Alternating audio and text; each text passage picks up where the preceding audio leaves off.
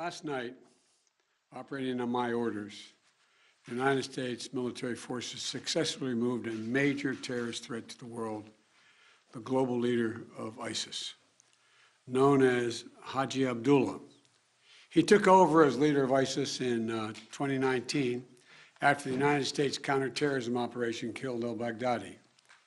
Since then, ISIS has directed terrorist operations targeting Americans, our allies and our partners, and countless civilians in the Middle East, Africa, and in South Asia. Haji Abdullah oversaw the spread of ISIS-affiliated terrorist groups around the world after savaging communities and murdering innocents. He was responsible for the recent brutal attack on a prison in northeast Syria holding ISIS fighters, which was swiftly addressed by our brave partners in the Syrian Democratic Forces. He was the driving force behind the genocide of the Yazidi people in northwestern Iraq in 2014. We all remember the gut-wrenching stories, mass slaughters that wiped out entire villages, thousands of women and young girls sold into slavery, rape used as a weapon of war. And thanks to the bravery of our troops, this horrible terrorist leader is no more. Our forces carried out the operation with their signature preparation and precision, and I directed the Department of Defense to take every precaution possible to minimize civilian casualties. Knowing that this terrorist had chosen to surround himself with families, including children, we made a choice to pursue a special forces raid at a much greater risk than to our own people, rather than targeting him with an airstrike. We made this choice to minimize civilian casualties.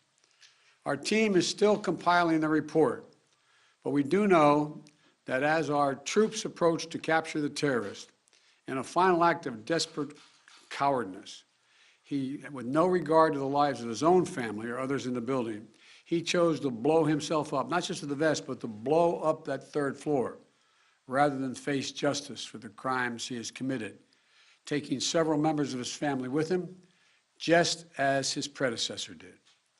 I'm grateful for the immense courage and skill and determination of our U.S. forces, who skillfully executed this incredibly challenging mission. The members of our military are the solid steel backbone of this nation, ready to fly into danger at a moment's notice to keep our country and the American people safe, as well as our allies. And I'm also grateful to the families of our service members. You served right alongside these soldiers and sailors, Marines, Special Forces, the loved ones, giving them the strength and support they need to do what they do. To our service members and their families, we're forever grateful for what you do for us, and we owe you a debt. Thank you. We're also aided by the essential partnership of the Syrian Democratic Forces. I want to commend our dedicated intelligence community, the Department of Defense, and members of our national security team throughout the government, whose meticulous and tireless work over the course of many months ensured that this mission succeeded.